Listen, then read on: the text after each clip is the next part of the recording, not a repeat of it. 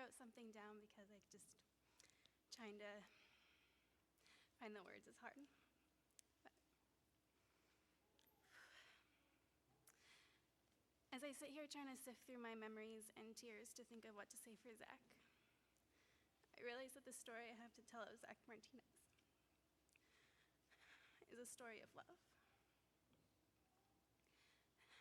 It's a story of love, not only because he was my high school boyfriend and first love, but also because our story and the love I feel for Zach is the same love that every person here today feels for him as well. Zach and I fell in love the winter of my junior year of high school. What girl wouldn't fall in love with a boy who wrote her poems and left her flowers in her locker on a regular basis? But I really fell in love with the person we all fell in love with, the wonderful, forgiving, welcoming person that Zach Martinez was. As I hear stories and stories about Zach from all the people who loved him the most, the things I keep hearing about are his depth of character and his gentle soul, two things that lay hidden under his mischievous exterior, but just barely. Though we stopped dating after he left for the Air Force, Zach showed me what it meant to truly love somebody. To love somebody even after a romance, to truly love somebody during the ups and downs of life, to love somebody after they hurt you, when they're hurting, through other relationships and other trials. He was always willing to put himself out there to love again, even after having his heart broken, no matter the consequence. He showed me the true meaning of friendship and unconditional love, because that is all he ever gave to anyone lucky enough to call him their friend. I'm reminded of the first poem Zach wrote to me. It started with, "I sit here wondering what life would be without you, and I find myself doing the same thing constantly." Really thinking and wondering how life is gonna be without Zach in it, because it's so hard to imagine. So as I sit here wondering if there will be a morning where I don't feel like I'm going to vomit or feel empty inside, I realize that at some point in time, I'm going to have to decide how I'm going to live my life, sad or inspired. Sad about the memories that we had and would continue to make, or inspired by the vibrant, loving person Zach was and will remain in our memories. I know that someday when I'm ready, I'll choose to be inspired, because that's just what he deserves. Thank you.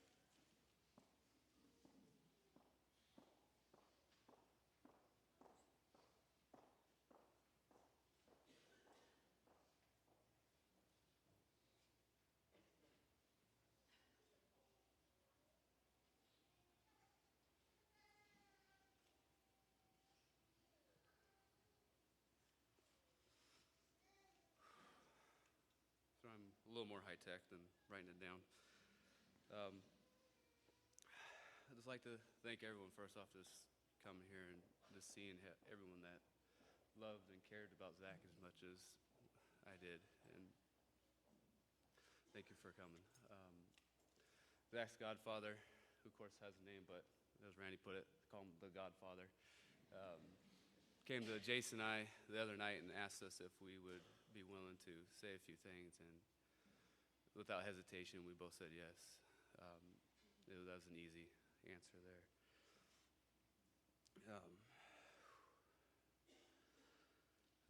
So bear with me as I try to stumble through this. This is one of the biggest fears, here I'm a Marine. I can go in combat and all that stuff, but stand in front of people that are nice, I can't. Makes me more scared, but what to say? I don't think there's much I can say that each and every one of you don't already know about Zach. So thinking through it, I just try to portray as much as I can what he meant to me. I met Zach when we were both in middle school. I'm a grade older. I was 8th grade. He was 7th grade. We played football together and wrestled. And I remember always wanting to team up against him and Zach Minke on the wrestling team because they were the smallest guys, and that way I could just have fun beating up on them. So I'd like to think that I had something to do with him becoming as good a wrestler as he did. Because all those butt weapons I gave him before. Now, we never got that chance to see who would win, but I'd like to think I still would. Never thought, after 8th grade, he was in 7th grade, so I was a freshman in high school, and never thought we'd really become friends like we did until he came up to high school his freshman year, my sophomore year, and we were all on the football team together. I got to play with Jason, Zach, and all of them on swing, because we went back and forth between varsity and JV, and that was the best time. Even though it was great to be on varsity, I just loved being with all of them on JV, because that's where all my true friends were.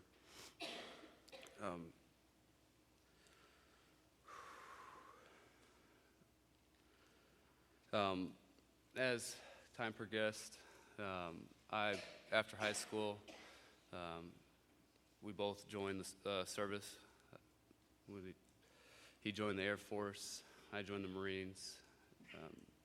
It would always be fun, and I would always call back to him, give him a hard time, saying, "Hey, so how's the cheer force treating you?" And I started asking him what he's doing in the Air Force, and he says, "I'm security forces," and I was like, "So that's equal to a cook in the Marines?"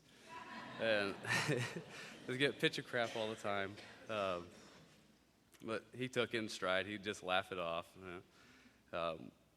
We got to share that special bond of being in the service together.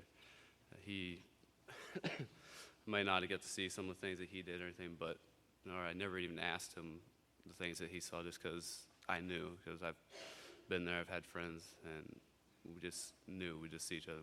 We just know.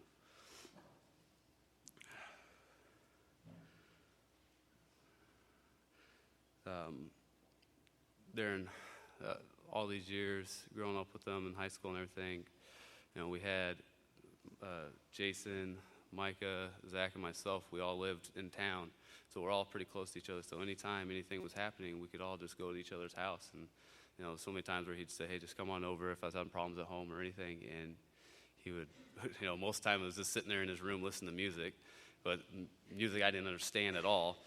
And I was like, "Okay, we'll listen to this." But he understood every word that on every song and had a meaning to it. And I'm just like, "Okay, this sounds like crazy noise," but I'll listen to it.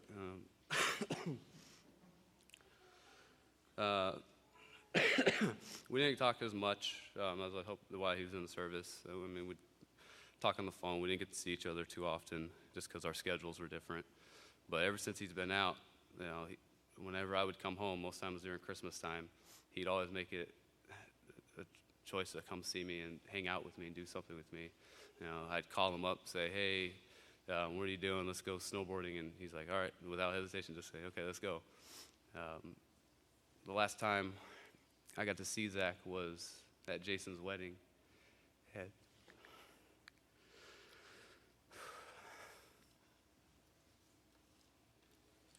And even then, he was still so just taking me in this apartment with him, staying with him, wherever I wanted to go. He even went shopping with my sisters and I, just because it was time to spend with me.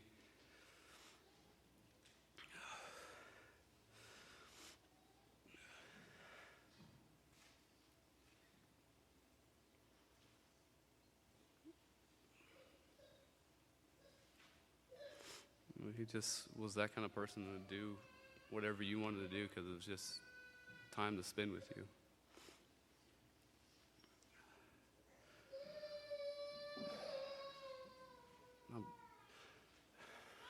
I could come back in a couple of weeks, and if you don't know, we tend to, Jason, Mike, and Zach, we started a little tradition that we like to do whenever I was home. They all really just did it because I was like, "Hey, let's do this. I want to do this so bad." But they would all try to do it. We'd all go snowboarding, and this will be one of the first times that he won't be there, and won't be able to make us laugh like he always did, or come up with some excuse why he just wanted to go to the lodge and drink. But that too. That too. But even though he wasn't that great at snowboarding. He still would do it. I mean, we'd all leave him at the top of the hill. We'd all be at the bottom waiting for him, but he still did it.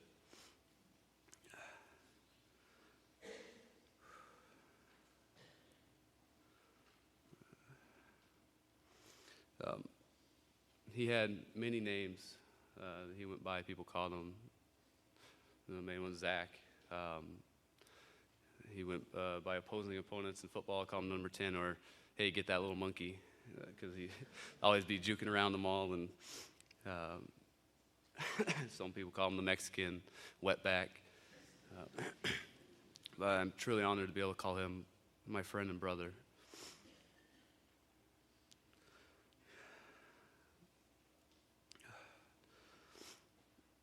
I'd like to end with a quote I found that has really helped me through. Although today is difficult to see beyond the sorrow, may looking back in memory help comfort us all tomorrow. I love you, brother. Until we meet again. Thank you.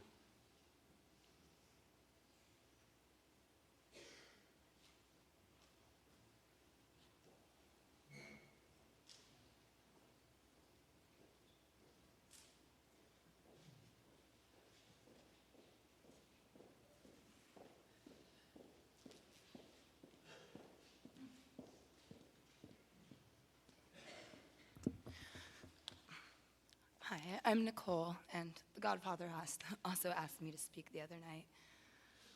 Sorry, I'm a little shaky, but I've known Zach for what seems like a lifetime and sometimes like a short period of time. And the way he's impacted my life, I am so grateful for. He's the best friend I've ever had. I can't believe the amount of love he showed me throughout these years. I didn't meet him till after all of the Air Force and after high school. But all these stories just make me realize the person that I began to love and grew to know, that really who he was his entire life. It's amazing. I've met his incredible family, sat by him game after game, watching the Blazers win or lose. I still remember the first night I met him, actually. We might have had a little to drink, but I remember telling him he had really pretty eyes. And I remember looking back, and there was just so much emotion in those eyes. Always, all the time. And that's one thing I'm always going to remember, is those pretty eyes of Zach Martinez. So we had planned to take over the world together. I'm going to move forward with that plan. I'm going to put my lab coat on because that was part of the plan, and move forward with it in his memory. Thank you.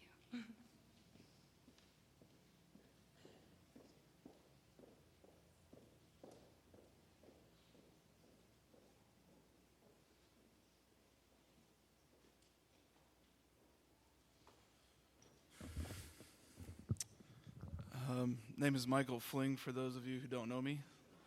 I've known the Martinez family basically my whole life. Since I was about 4 or 5. We actually, when we were younger,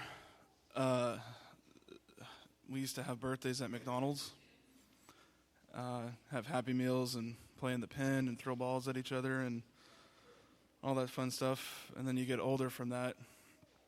That lasted a few years. We got bigger. Well, I did more than Zach, but so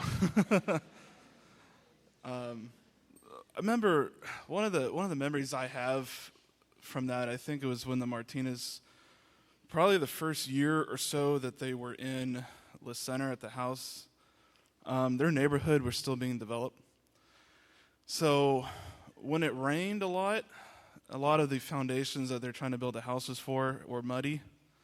And there was this one, I remember, I think Josh was there and Zach was there, but I remember I was over and they were outside trying to jump over this one kind of puddle. The way it was shaped up is it had walls on each side and it was tall on the top, probably about 5 or so feet off the ground. But it had rained a lot, so it was really muddy and everything, and there was probably about a foot and a half of water in there. So they wanted to get me out, and they wanted to try jumping it. So they were jumping and everything back and forth. And Zach's like, "Come on, man, come and jump. Come and do this. I want to see you try to jump it." I was like, I was a little scared. I didn't want to do it. He forced me to do it. And then I remember Linda and my mom, I think, came out of the house, and they saw what we were doing, and they didn't like it. And so we're on the top part of it, and he wanted to do is jump over the water. Don't fall in the water, jump over the water. Jump over the mud. And I'm on the top there, and it's kind of giving way, and he's like, "Oh, too long," and he pushes me, so I fall in. Mom wasn't happy because she had to take me home, and I'm all muddy. I'm like, "Look, I'm bonding with my friend, yeah." It's great. He was also, man, he was just a great guy. I mean, you probably have a lot more stories and everything, but I remember back younger days here at Cascade Park, Sunday school or the church thing, youth group, he introduced me to a very good Christian group called DC Talk. And I'm sure you guys have probably heard a lot of their songs. There was one song that he liked was called Jesus Freak. And I kind of wanted to remember one line from it. Is, what would people do if they find it is true? What would they do if they label me a Jesus freak? I don't really care if they know that it's true. There is no disguising the truth. That's what Zach was. And now that song's a rock song. So, grandparents, whatever, you go listen to that song, it's going to be pretty jamming. But,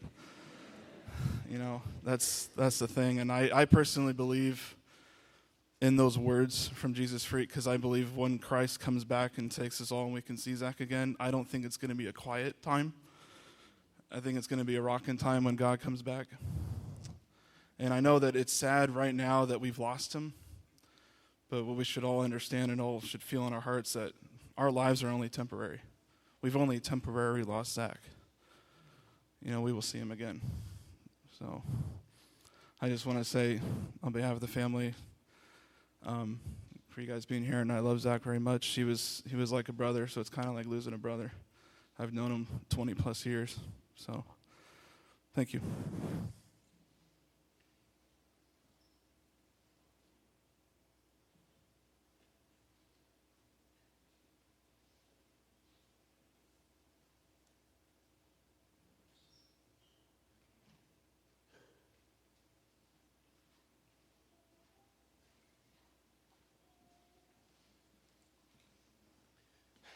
What can I say about Zach? I moved to La Center in 99 and found an unexpected treasure in Zach Martinez. I moved to La Center and had hair to my waist. Moved to La Center, and boy, talk about an outcast. That kid didn't see any of that. And it didn't matter to him who you were. It mattered more to him what you were made of. And I can't thank whoever it is, the Martinez family, enough for the treasure they've gifted us all with. Zach is my absolute best friend, and I'm sure he's touched everyone here tremendously. Thank you.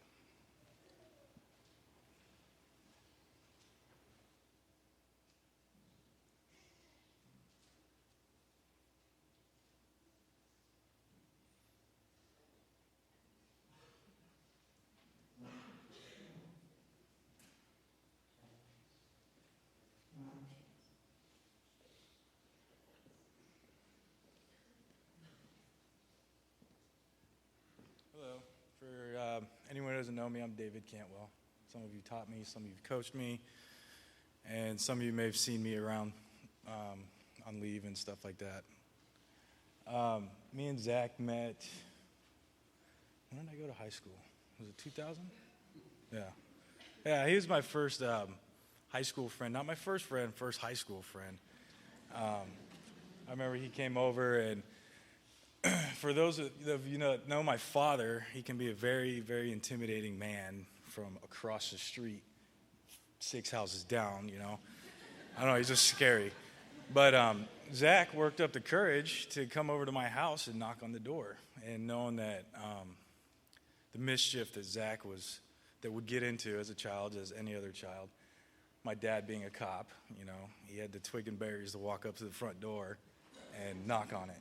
And I knew who it was. I could see him out the window. I was like, oh, that's that kid from school. And my dad, you know, being the man he was, like, I'll get it. You know, I was like, okay, whatever, you go get it. And he opens the door, and here's this little guy standing there looking up at my dad. And my dad's just like, doesn't say hello or nothing. Just, who are you? Oh, I'm Zach Martinez. Okay, Zach Martinez, who are you? You know, and he told my dad, you know, I go to school with your kid. He goes, oh, well, what do you want? It's school night. And he's like, oh, I just want to know if you can come over. My dad started interrogating him as a cop would do, you know. He's like, well, where do you live? Oh, I live right around the corner. Okay, your parents home? Yeah, they're home. What do your parents do? You know, so he's just interrogating Zach. And Zach stood his ground, you know. He didn't back down or nothing. And he's like, well, what do you want my kid? And he's like, I just want to come over and see if he wants to make some music. Remember the music generator he had on his PlayStation? And my dad just going back into cop mode. And what does that mean? He looks at me. What do you mean make music? You don't play any music. I was like, whatever. You're either going to let me go or not. But anyways, he let me go. And from that point on, I realized Zach only lived 6 houses around the corner, and I was there every day. And it got to the point to where I didn't have to knock anymore. I would just show up, with or without Zach.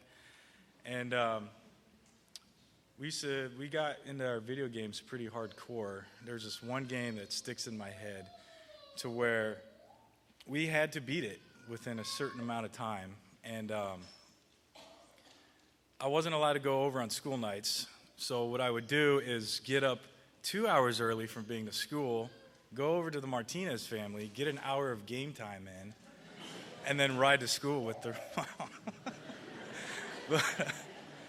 And then, you know, so we built a strong bond and brotherhood, and then he introduced me to the rest of the crew, you know, Jason and Devin over there somewhere, and Chris, Micah, all the guys, and we became a tight little niche, and we called it the Dog Pack.